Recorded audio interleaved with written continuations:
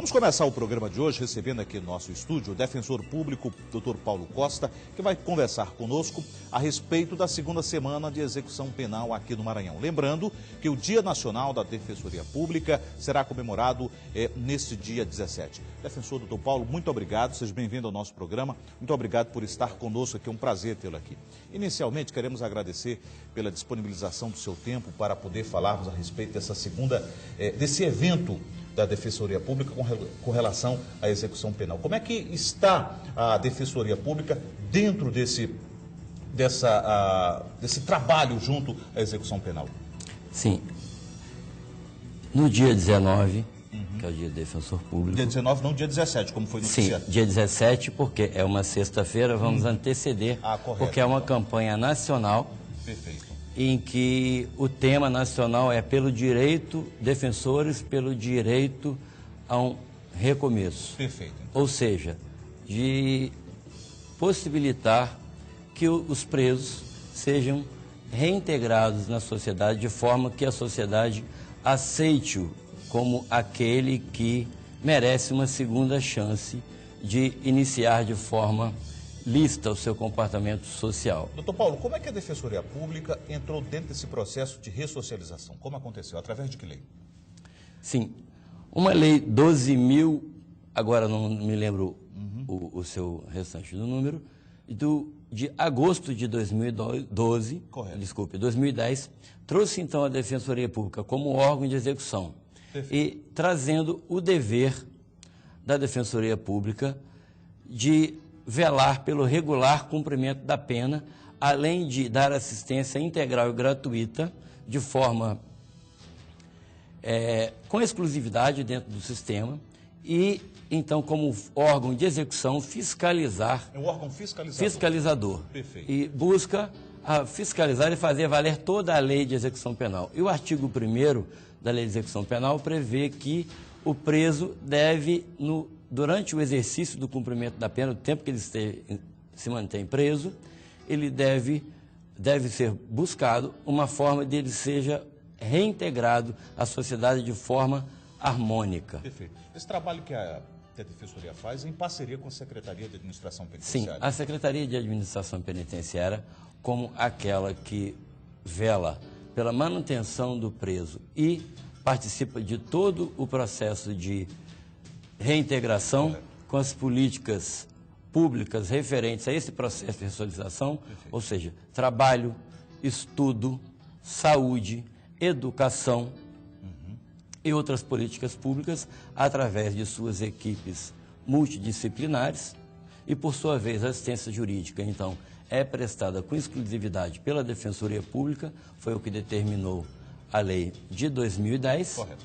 E esse momento, ele é um momento justamente em que a Defensoria Pública estará na sexta-feira lançando a campanha, entregando aí uma cartilha de esclarecimento aos presos de seus deveres e direitos, ou seja, todo o seu curso ali de permanência com a liberdade restrita, que inclusive ele perde alguns dos direitos, ele mantém outros direitos, ele perde apenas os direitos declarados na sentença.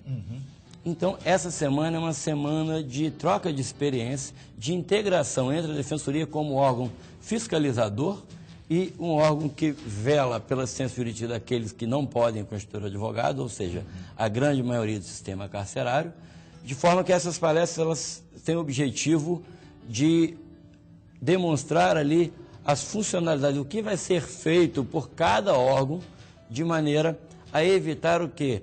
A sobreposição de trabalhos, ou seja, otimizar esse dever institucional, né? O dever, exatamente, esse dever institucional da Defensoria Pública de prestar assistência jurídica e de fiscalizar o sistema, e o dever da Secretaria em prestar todas as assistências durante o cumprimento da pena, evitando o quê?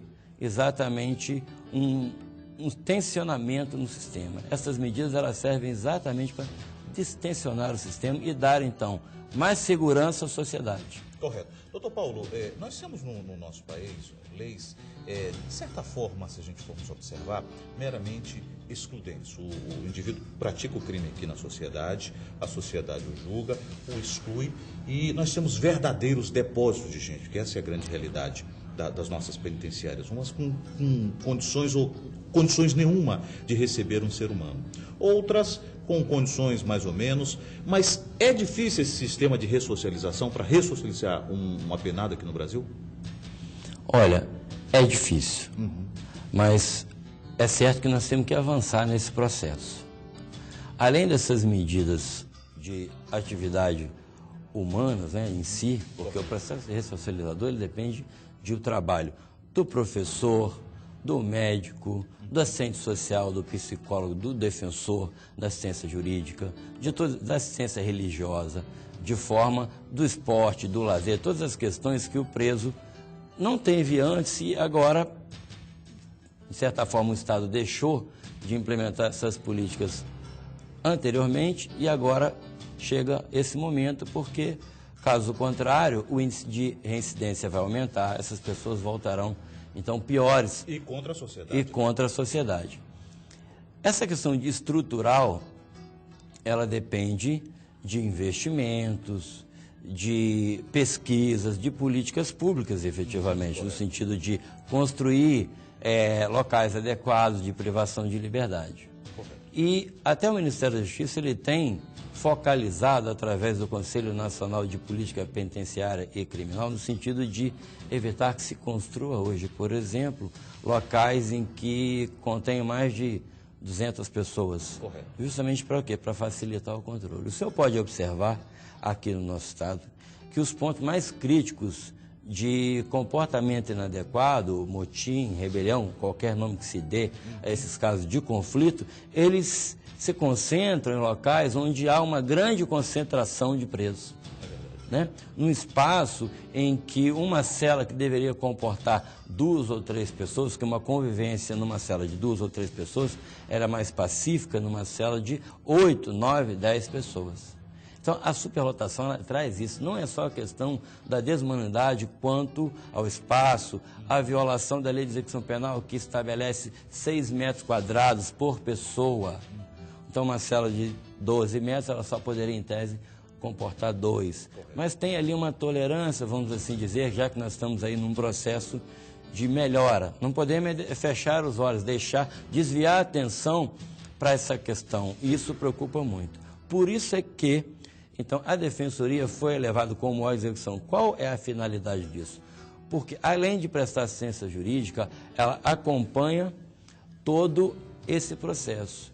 E os profissionais defensores públicos, eles possuem uma série de prerrogativas que facilitam o efetivo cumprimento de seu dever institucional. Perfeito. Através de requisições, propositura de ações coletivas, que o dever é tanto individual quanto coletivo.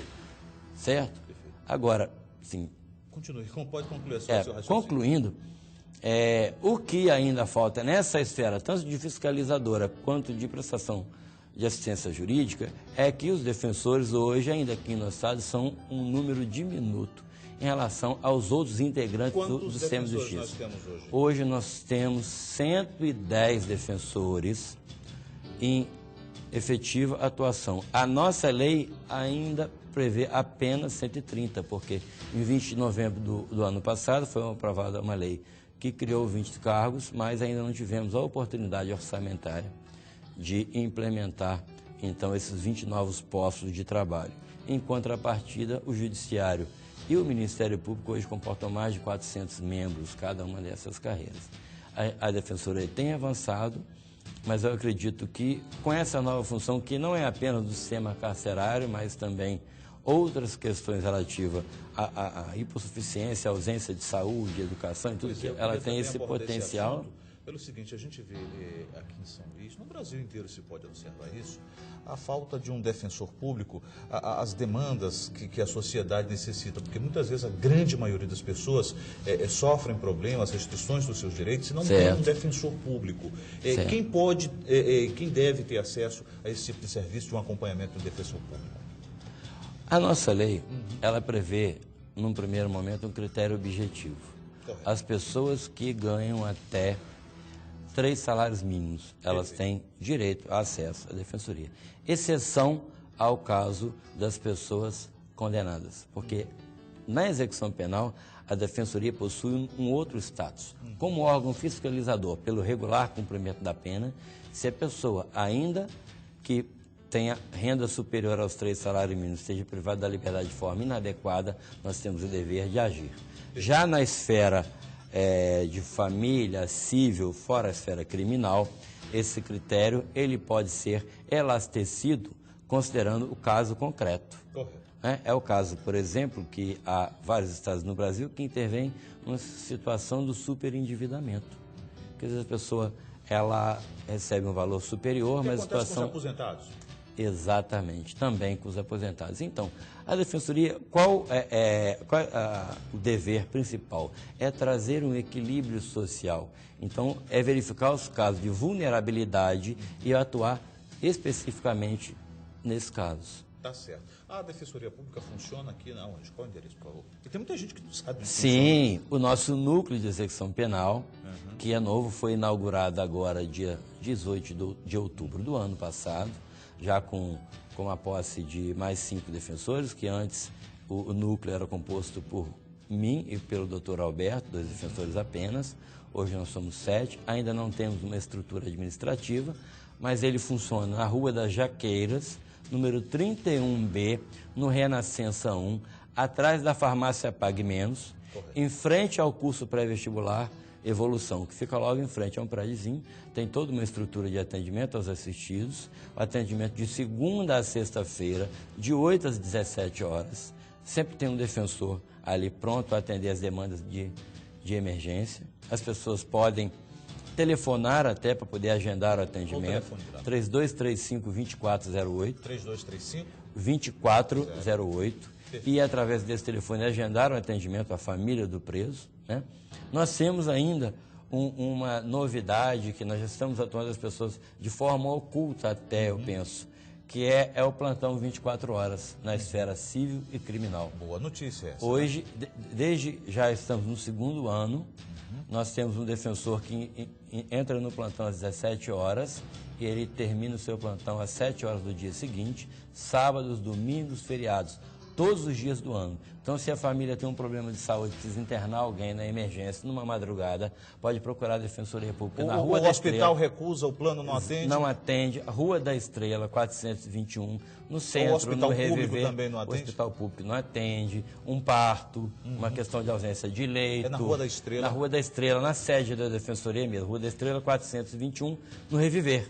Perfeito. Que notícia Certo? boa. Que a gente não sabia. Eu, pelo menos, não tinha conhecimento e a população imagina. Há uma certa divulgação, mas nós sabemos que até que todas as pessoas tenham acesso a essas informações, é difícil. Né? Tá certo. E nós temos o interesse em que as pessoas saibam, porque nós estamos, na verdade, lá para dar assistência, e não é só para dizer que tem o trabalho. Né? Doutor, muito obrigado por esse esclarecimento, por estar conosco aqui no nosso programa. Boa noite, Felicidade e estamos à sucesso. disposição. Obrigado. Até mais por ali. Tá bom?